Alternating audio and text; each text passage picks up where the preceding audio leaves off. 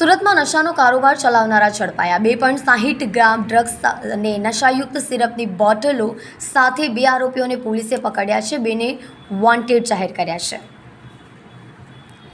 સુરતમાં 2.60 ગ્રામ MD drugs નશાયુક્ત સિરપની bottle સાથે 2 આરોપી ઝડપાયા છે। સલાબતપુરા પોલીસ ટીમે રુસ્તમપુરા અકબર શહીદના ટેકરા સ્થિત શેર અલી બાબાની દરગાહ પાસે ઘરમાં દરોડા પાડ્યા હતા। 26,000ની કિંમતનું 2.60 ગ્રામ પ્રતિબંધિત મેફેડોન ડ્રગ્સ નશાયુક્ત કોનિક્સ ટી સિરપની નાની મોટી કુલ 122 નંગ બોટલ, એક મોબાઈલ ફોન, રોકડા ₹3,400 મળીને આ બનાવમાં 3 શખ્સને વોન્ટેડ જાહેર કરવામાં આવ્યા છે।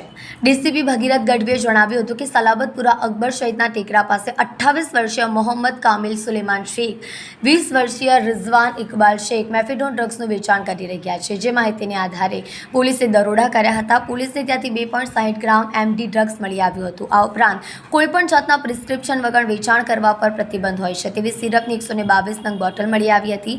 પોલીસે એમડી સિરપ અને રોકડા મોબાઈલ ફોન કુલ 49,830 રૂપિયાનો મુદ્દામાલ જપ્ત કર્યો છે। આરોપી ખુદ બંધાણી હતા।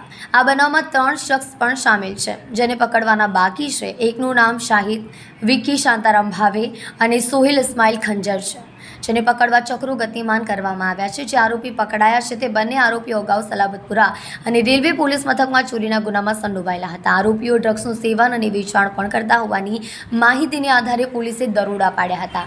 પ્રાથમિક માહિતી પોલીસને મળી હતી તે મુજબ જે ડ્રગ્સ હતું જે વેચાણ કરવા માટે તેઓએ રાખ્યું હતું અને સિરપની બોટલો કે જેઓ લોકો નશા તરીકે ઉપયોગ કરે છે તેઓને વેચાણ કરવા માટે એક સાથે જથ્થો મૂકી રાખ્યો હતો।